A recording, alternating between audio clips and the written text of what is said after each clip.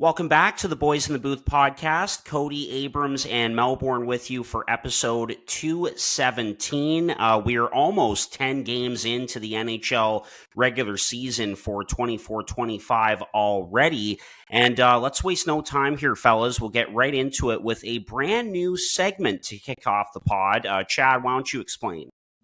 Yeah, so this is something I've been wanting to do for a while, mainly because I want to put Harper to work as the host here. He needs to get 4 stories each week, 4 things in the news in hockey to bring up on this show that we're going to talk about just quickly, like just to kind of warm up and get into it and to talk about things that are relevant, topical, timely, as opposed to our more long-term podcast episode style that we usually do, where we rank things or things of that nature. So we're going to call it Core 4 Stories, and that's a mouthful, but Harper's going to love saying that one every week. And without further ado, Harp, I'll send it back to you for our first installment of the Core 4 Stories segment.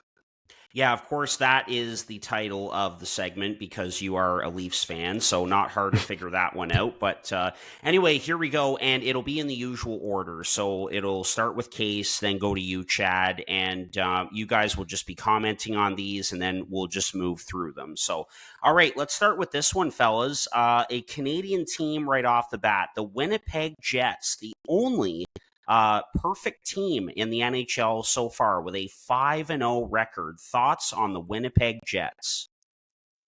I don't know. It was a team that when we were doing the preseason rankings that I was kind of on the fence about, but they've fallen into the category of the Boston Bruins where you can't really doubt them anymore. You can't bet against them. You have to expect that they're going to be in a playoff spot, but I did not expect them to be the only team undefeated so far. I did play against Scheifele in the first week of fantasy, so I was up to speed with how they are scoring goals, and a lot of them.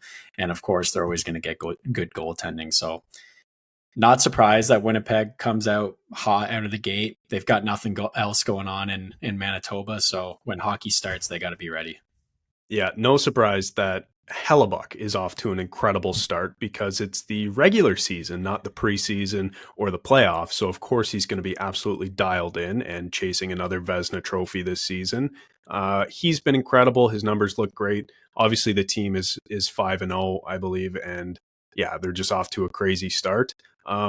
Surprising because when we were talking about that division, we put them as kind of a playoff bubble team. We'll see if it continues, but already you guys have probably seen some of the stats coming out that say that teams who are 4-0 to start the season, 5-0 to start the season, are between 70 and 85% or something like that to make the playoffs. So it's a good thing for Jets fans here. I'd have to pull up those numbers. I was surprised to see it because Calgary's another team who's doing really well too. And then on the flip side of that, those numbers said that teams who start 0-4 or 0-5 have a very slim chance of making the playoffs, even though it's very early.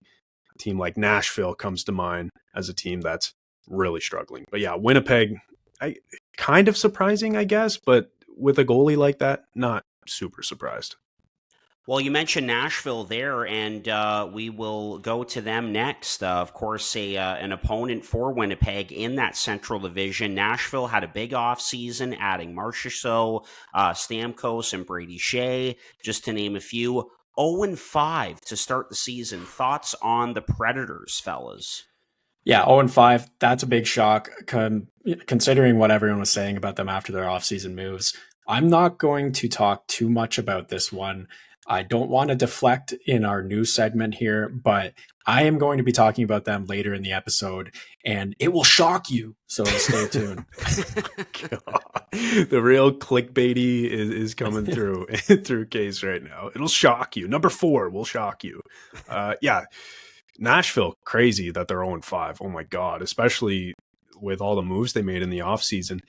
You kind of had a feeling that the offseason was too good to be true because everybody was putting them, much higher in the standings. But with all of that being said, I don't know. We're only 5 games in. They're going to figure it out.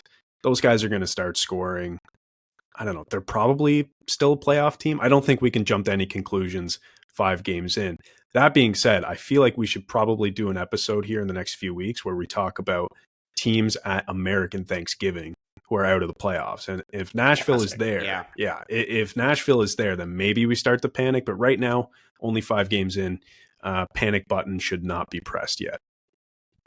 Okay, fellas, item number 3, we'll go over to the Atlantic and another Canadian team, the Montreal Canadiens, but one player specifically, and that's Cole Caulfield, who has 6 goals through his first 6 games of the season. Thoughts on Cole Caulfield and what the ceiling is maybe for goals for number 13 this season in Montreal? Wow, I don't really want to correct you on the new segment either, but his name is Cole Caulfield. He's back. Chad's quote of last week, the best 50 goal scorer to never score 30. He's on pace for 82. So, I mean, the sky's the limit for him. But, I mean, so far, he's shooting the puck a lot. That's all that he has to do. He's been in the right spot to score goals. We expected him to score a lot more goals than last year, considering his shooting percentage and how often he shoots the puck and, you know, his release, everything he's got going for him. That team's exciting. There's a lot of exciting things going on in Montreal. They are, you know, near the, or maybe the bottom in expected goals percentage. Their share is the worst in the entire league, but they've played a few exciting games. They've got exciting things going on, like Lane Hudson's in the Calder conversation. Caulfield's looking really good, and I expect him to be a 40 goal scorer this year. So he's going to smash that 30 goals and get to 40 goals. Yep. So he's on pace for 82 right now. All I have to say about Cole Caulfield is I say he does it. Scores 82. I say he does it. All right. Okay. That's it. Next. I got nothing else. Actually, you mentioned the Calder race with Lane Hudson. I should have mentioned when we were talking about Winnipeg.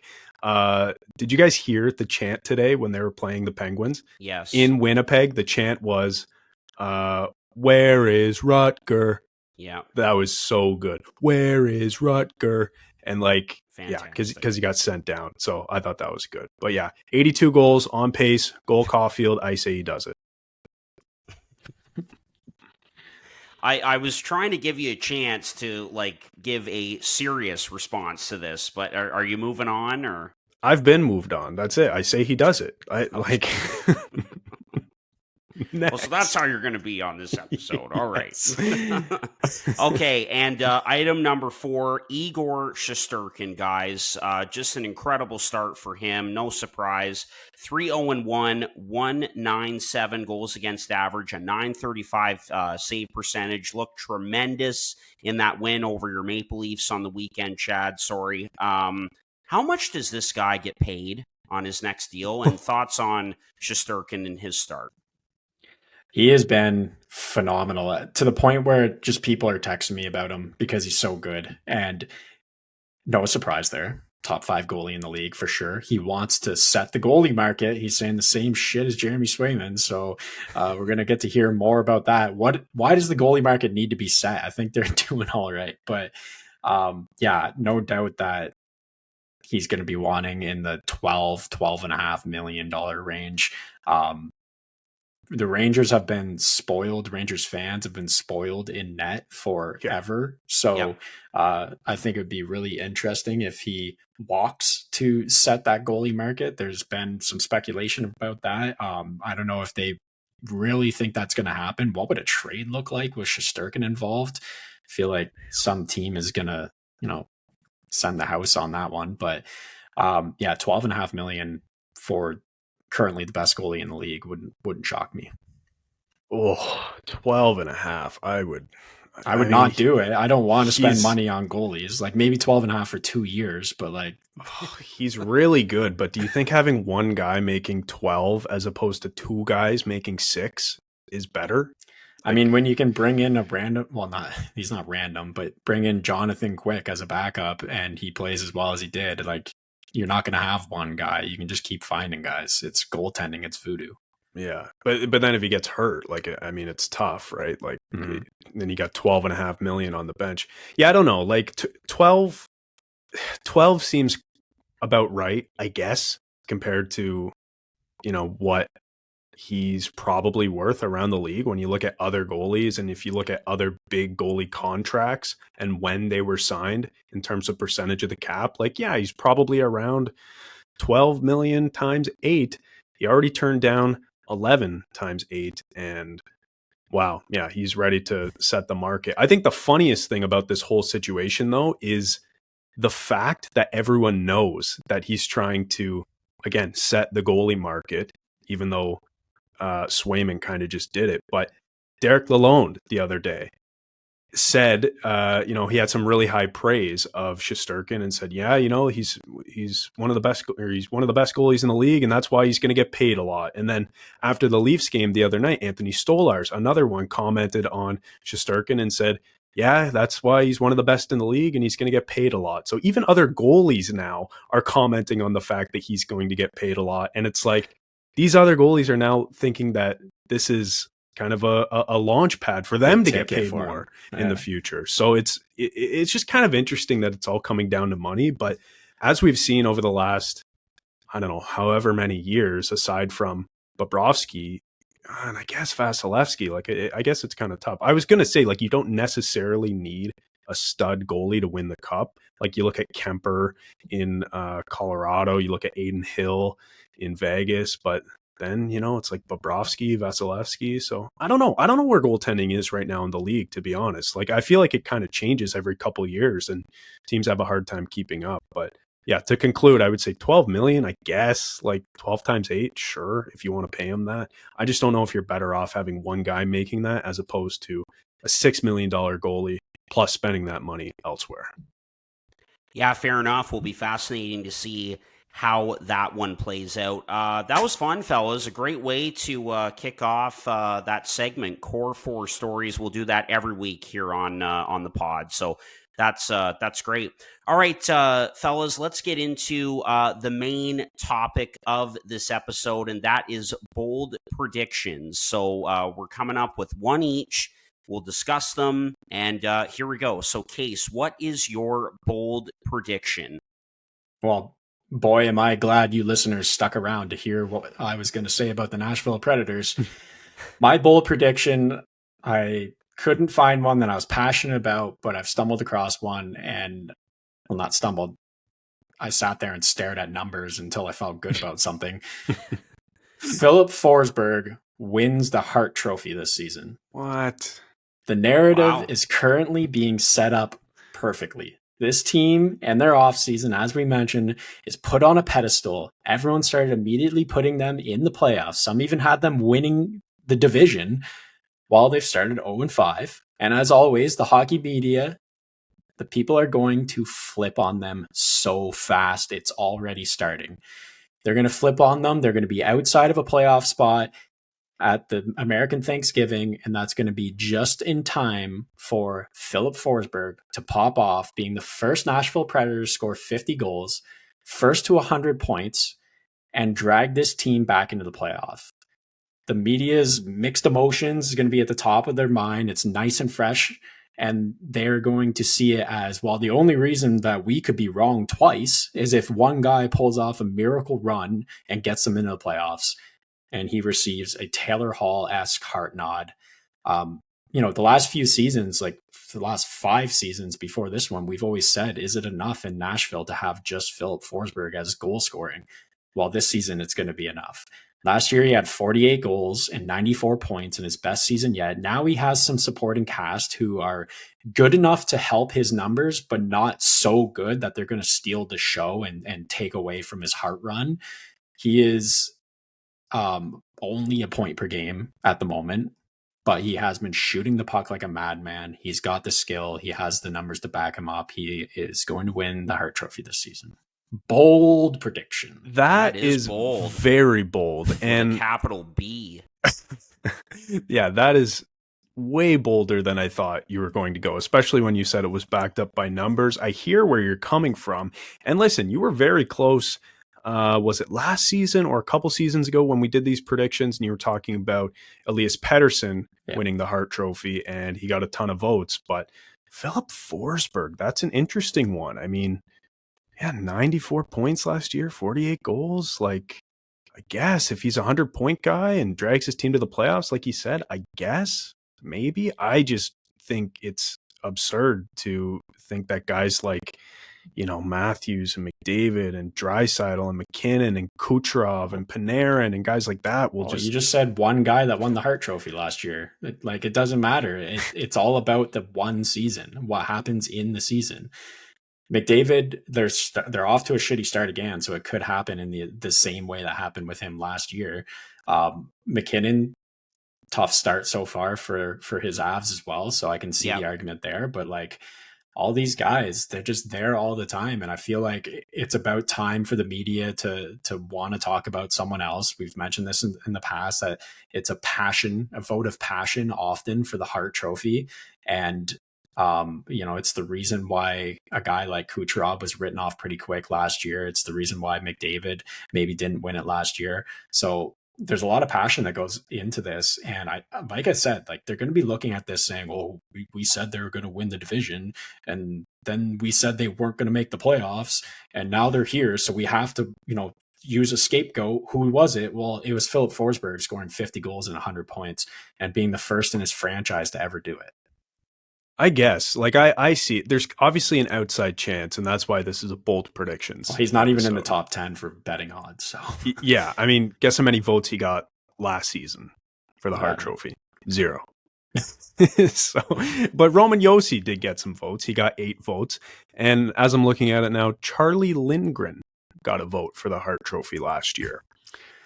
Exactly. So they've been sleeping on the Nashville Predators. So anything can happen, Case. Listen, that's out of left field for me, but it's not that crazy. I guess it's comparable to like a Kaprizov who can kind of carry his team, but now all of a sudden with Nashville, you've kind of got more guys in the mix as opposed to less. So like maybe Ryan O'Reilly carries some of that weight. Maybe Stamkos carries some of that weight. But that's what I'm saying in that those guys are going to help Philip Forsberg's numbers. Last year, he did it not without Ryan O'Reilly, but you know what I mean? Without them, he scored 40 or 48 goals, 94 points without them. Now he's going to have them to boost his numbers a bit. And they're not the type of guy. They're not Draisaitl. They're not Victor Hedman. They're not Mitch Marner and Willie Nylander and Tavares. They're not guys that are going to absolutely steal the attention from a Hart Trophy winner. Yes, Steven Stamkos is very fresh, shiny, and new, and he's a great player, but he's not going to be in the Hart conversation this season. True. Roman Josi, though, that I guess is the ultimate counter. Is like maybe his numbers get boosted as well, and you've got to pick between one of those two guys. But I hear you.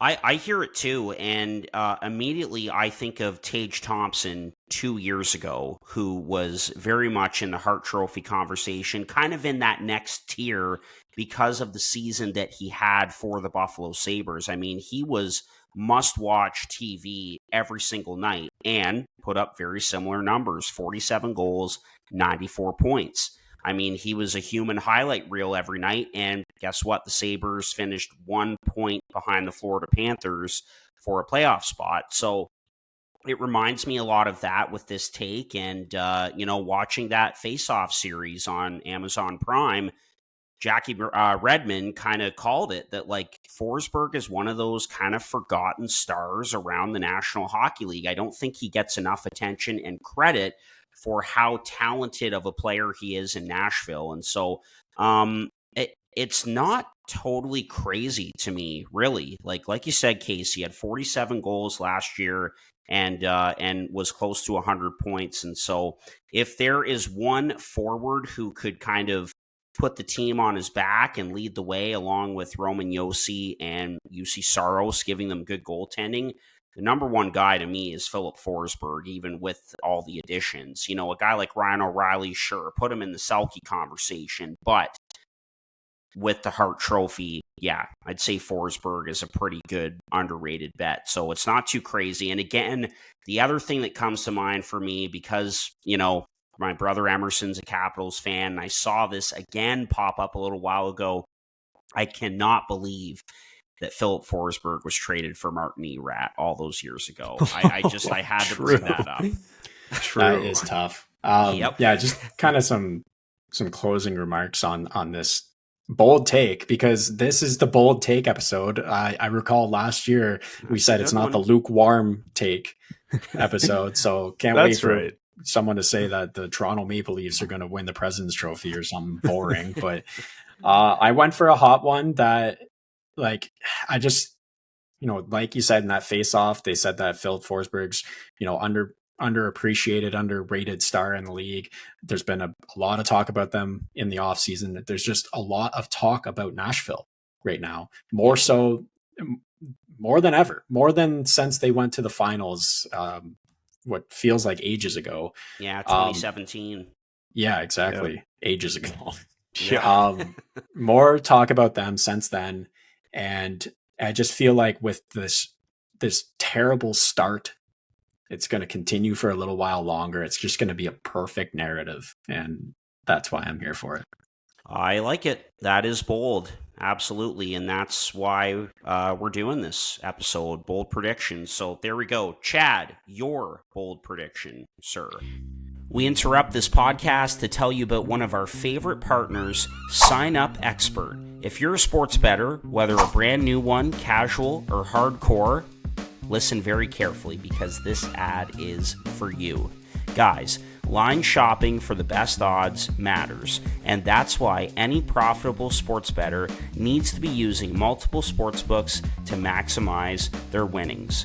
Thankfully, there has never been a better time to get signed up, and we are here to connect you with the best promotions industry-wide.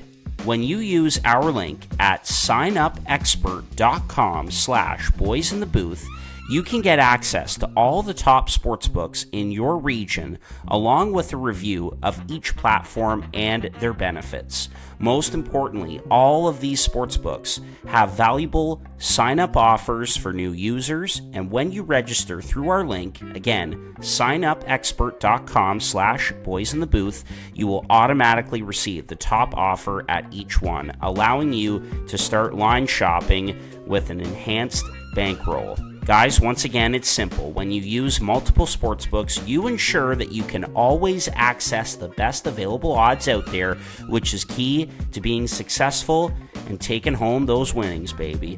So, if you want to take advantage of these incredible benefits and support our brand all at the same time, it's a win-win.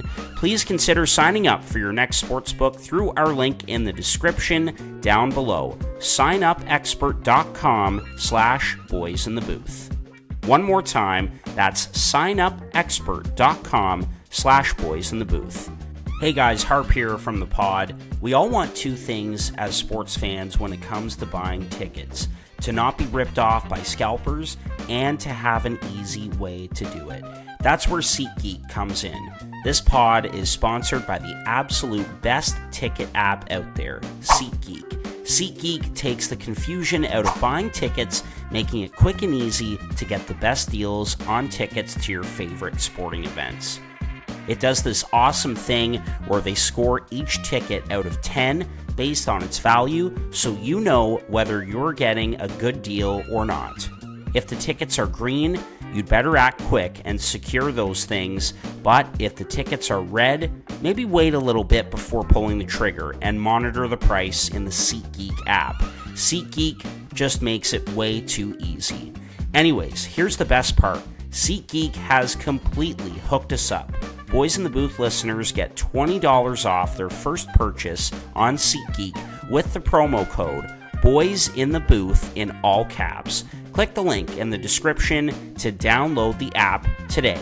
And remember to get your discounted tickets to your favorite sporting events using the code Boys in the Booth in all caps. Get great seats for a fraction of the cost with SeatGeek. Now back to your regularly scheduled podcast. Okay, so Case, I don't need you to call me out here because my prediction is less bold than yours, I will say. I will. But I want to direct the listeners and you guys to my bold prediction last year, where I said that Austin Matthews would score the most goals in the salary cap era with 67. Well, turns out he scored 69. That was So you're wrong. an incredibly bold prediction, and he exceeded it. So I'm going to go equally bold. Maybe a little less bold. Maybe I should couch this a little bit. A little less bold than last year. And I'm going to say that Mitch Marner finally breaks the 100-point mark, scores 115 plus for the Maple Leafs, leads the team in points, and that's it. That's how bold I'm going to get. I think everything right now for Marner is lining up to like the dots are connecting for him to have an incredible season. I think 115 points would be the most in his career by 16. His career high is 99. He's been on pace for over 100 points before, but never done it. It's a contract year for him. He's looking to get paid. He's looking to stay in Toronto. That top line with him, Matthews, and Matthew Nyes has been incredible so far through 5 games. He only has 5 points, granted, through 5 games, just sitting at a point per game right now. But last year was seen as kind of a down year. And then obviously through the playoffs, he's taken a lot of heat and criticism from the fan base. And I just think all the stars are aligning for him to have the best season of his career and compete and contend for an Art Ross trophy. I'm not saying he's going to win it. I'm not going that far, but I think with 115 points, you can put yourself into sort of a top 5 range. Whereas over the last 5 years, he's comfortably been in a top 10 to 15 range in terms of scoring across the NHL. So that's my bold take. What do you guys think? Yeah, I mean, I'm not going to say it's lukewarm. I probably would let this sit in my coffee mug for a little while before I took a sip. It's not scalding hot out of a volcano like I gave you, but yeah, I mean, I can definitely see it happening. My backup was that there's going to be like 15 100-point scorers in the NHL this year because scoring is just, it's a different thing nowadays, which we're here for. We love that. There were 9 last year, by the way. Yeah, exactly. Yeah. So, I mean, Mitch Marner, yeah, you set it up perfectly. It's going to be a career year because he wants to get paid, just like everyone else in the NHL, and just like everyone else, especially in Toronto. I mean, yes. He wants to stick around there. He wants to prove himself, and yeah, he got dumped on. Everyone's talking about that clip where Willie Nylander's calling them out for complaining and bitching, and that one gets brought to the top of the pile often. But which by the way, in that clip, Willie was actually yelling at Matthews. Yeah. So, but you said you guys because it's the two of them that are So no, this doesn't shock me at all. It doesn't shock me that you went with a Leafs one again. Yeah, you'll love it after being right last year. You have to go for it, and it helps to be playing with a guy who scored 68 goals last year. Pass him the puck. 69 goals last year. Yeah, he's 1 off 70. Yeah, and he's not going to score 69 again this year. So you'd think in a contract year, score 50. Marner needs to shoot the puck a little more. He's probably going to. He could score 35. Wouldn't shock me if he scored 35 and had 115 and, finished 5th in the league in scoring. I think that would be a perfectly reasonable season for Marner if he takes that next step that everybody is hoping and expecting that he will. Well, I think the team's going to take that next step. So, he's a big cog in that machine. Right. It just depends like how the goals are spread out around the team because so far it's been the bottom 6. The bottom really. 6. Yeah. But like we said last episode, the team finished 2nd in scoring last year. It's like they're probably not going to get more goals. It'll probably be around the same range, but it might just be spread out differently. Mm-hmm. And that's a good thing for that team. But, focusing on Marner, yeah, it's a little bold, but not that bold. I mean, he has the talent to be in the top 5 in scoring in the NHL. There's no question about that. And yes, it is a contract year for him. It was like when we were talking about Elias Pettersson going into his contract year, and we know the numbers that have, that he's shown after getting that deal. Yikes. But with Marner, yeah, I mean, those two things, the fact that he is talented enough to be in the top 5 in scoring in the NHL and that it is a contract year.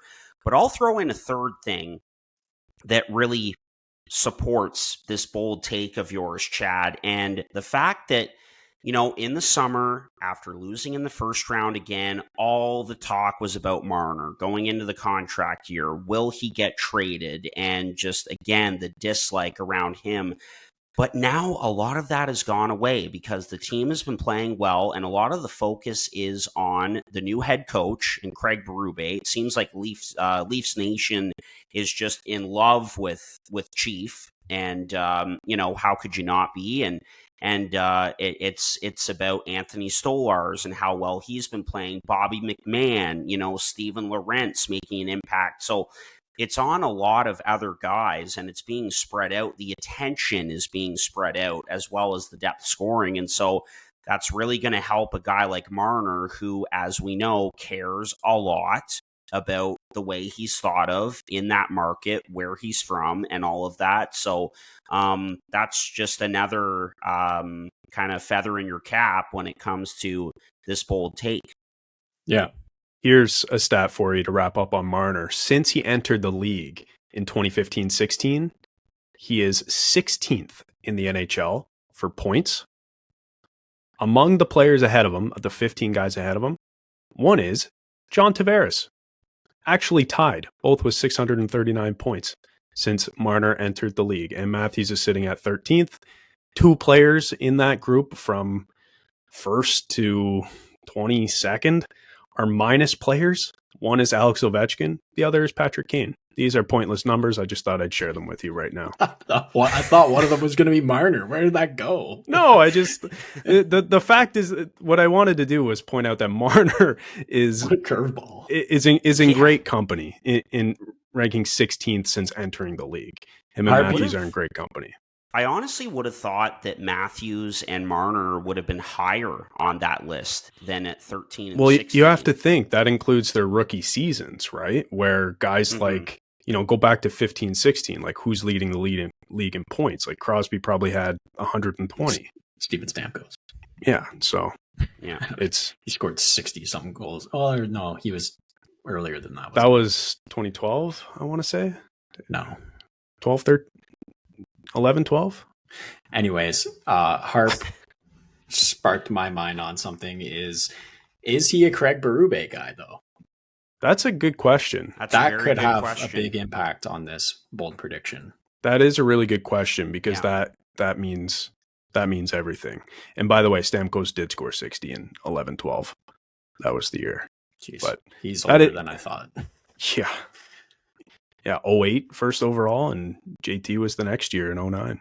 To answer your question, Case, I don't know if Marner is a Craig Berube guy. We'll have to wait and see, but that is a big factor in all of this because he's a great coach for that team and the way that he wants them to play. They look good. They look good out of the gate. They really do. Yeah, and you've got to wonder, too, if maybe because of the style they're playing, they're just going to score less overall. And if that's the case, then that obviously hurts my prediction, but who knows? There's a lot of hockey to be played. We'll just have to see. Anyway, Harp, we need to hear your bold prediction. Maybe it's somewhere between my lukewarm prediction and Casey's scalding hot one. Yeah, I think so. And the way that, first of all, it's on the Calgary Flames. I got the shirt on right here. It's actually a Mike Camilleri shirt, which is kind of cool. Willie Stevenson, who we all know is a big Flames fan, gave me this shirt a number of years ago. But the way I'll describe this is like it's not a bold prediction today because of the start that they've gotten off to, but it's a bold prediction, big picture, if that makes sense, because this team is obviously going to struggle. They're not going to go 81-0-1. Obviously, they're 4-0-1 out of the gate. They've gotten off to an excellent start. They're going to have their struggles, and they weren't expected to do a whole heck of a lot coming into this season. But my bold prediction is that the Calgary Flames are going to be a playoff team in the Pacific Division. They will finish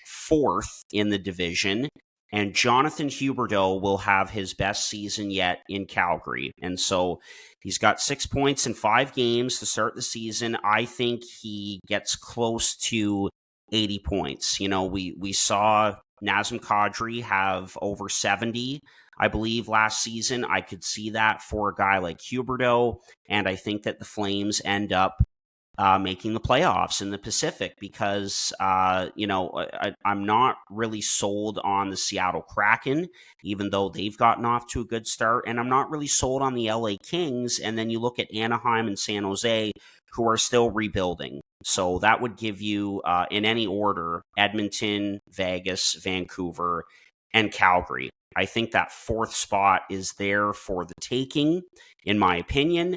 That's what makes it kind of a bold prediction. And we already know that they are looking for some center help. So that is a good sign. They've gotten off to a good start. They've got a really nice mix of veterans with the Huberdeaus, the Uyghurs, the Kadris, the Andersons, those kinds of guys. And then the youth, Dustin Wolf, Connor Zary, who I think is slowly starting to become a star in Calgary, Martin Pospisil, and the list goes on. Then you have guys who are really trying to prove themselves and looking to get paid after this season. Anthony Mantha has gotten off to a terrific start this season for Calgary. So yes, it's not a bold prediction right now, but I think that it is kind of bold, big picture and where this team is going and what they were expected to do coming into this season. So really like their start, really like where this team is going. And I think that there's an opportunity for them there to really surprise like they have out of the gate and be able to grab number 4 in the Pacific. So Calgary to make the playoffs and Jonathan Huberdeau to have his best season yet with the Calgary Flames. And the last thing I'll mention is that, we see certain teams thrive in seasons where nothing is expected of them. We've seen that in the past. And so I think that that's really benefiting Calgary right now and will continue to, and especially for a guy like Jonathan Huberdeau. So what do you guys think? I think that some people might say that you missed the alarm on this one with them coming out 5-0, but I still think that this is bold. I still think they're going to miss the playoffs, and I think they're going to just miss the playoffs, and that this is the type of season that can stunt a rebuild and kind of delay, make it a few extra years, because this could have been the season that they finally pick in the top 3 or something like that. Yes, Huberdeau has taken off, and I've been made to look silly so far because I said that he's not going to be able to score in this type of hockey that the Calgary Flames are going to have to play with a dump and chase mentality. I've been very wrong about that so far. He's going to have his best season as a Flame. I think that's the more likely part of this bold prediction. I'm not sold on this team yet. I don't know how long you're going to be able to ride a rookie goalie who's at a 960 something pace in save percentage. I think that their decor is looking weaker than it's ever been before, and it could, if this team comes back down to earth, look even more weak if they decide to trade Erasmus Anderson, who is a hot ticket out there. A team like Dallas would love him for their right side, where maybe they're only place they're lacking. But yeah, this is a good take. I like this. This is bold.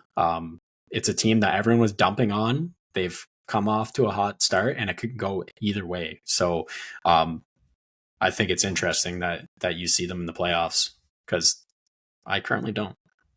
Yeah, Harp, I think someone needs to count the days from when we talked about the Pacific Division until now, just to see the discrepancy in your belief in the Calgary Flames. Oh, because I know. It's been like, 2 weeks, 3 weeks, and your mind has totally changed on this team. You now think they're a playoff team, and I don't know. I'm like Casey here. I'm just not sold, but it is a bold prediction for sure. And I also agree with Casey. That's certainly the bolder part of the 2-part prediction. Saying that Huberdeau is going to get more than 55 points, which is his best season in Calgary, I think that's bound to happen at some point. And if this is the season, then sure, like that makes a lot of sense. I just knew that Huberdeau was going to bounce back and have an incredible year this year. When I picked him at 230th overall in our Boys in the Booth fantasy, I just knew. Okay. I was putting a lot of stock into having a great season this year. And that's why I picked him. But yeah, I could see it happening. The playoff thing, not super sold on it, especially case like you mentioned, if they sell at the deadline, they're just going to get worse and they're going to want to have a higher pick. So I don't know about that. What I will say is for this episode, we haven't done this in the past for our bold prediction episodes. I think we should all bet on our bold predictions in some way. I said that Marner was going to get 115 points.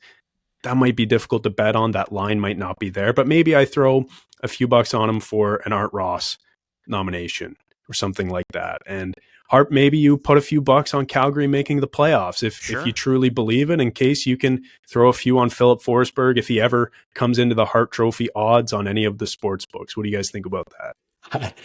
I have done this every single time we've done this episode. I've put my money where my mouth is every single time. So I'd be happy to hear you two join me. Yeah, we should do it. I know we've talked about that in the past. It'd be nice to kind of get it on record here because Harp, I need to know that you truly believe this, that you've changed your mind in the last 3 weeks and truly believe that Calgary is going to make the playoffs. And if you do, you can put a few bucks on it.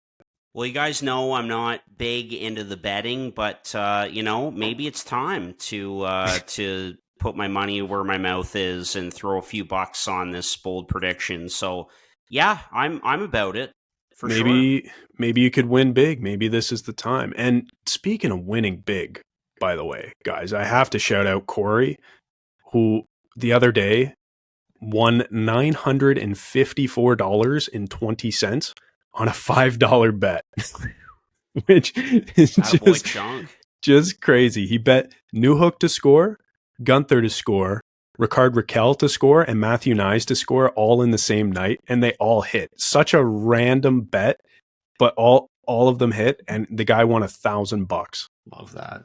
What a crazy thing. Love that for a couple of reasons. One, Corey's a great guy. He's a friend of the podcast, as everyone knows. That was a big brass ones bet to make with that kind of parlay, and also he's a diehard Jackets fan, and he deserves something like that, and the Jackets looked really good the other night against the Sabres, and we just have to mention quickly just how incredible that tribute was to Johnny Gaudreau in that home game against the Florida Panthers. That was amazing. So Chunk deserves it on a number of different levels, so good for him. Good stuff. Yeah. All right, fellas. Well, that was a good one, episode 217, and we will keep rolling here and looking forward to another week of NHL hockey as we are right into it here, closing in on the month of October. So looking forward to what's to come here in this 24-25 NHL season, the early stages of it, and we will chat with you next week for episode 218. Thanks for listening, and enjoy the hockey this week. Take care. Can't wait to win $1 billion betting $5 on Philip Forsberg.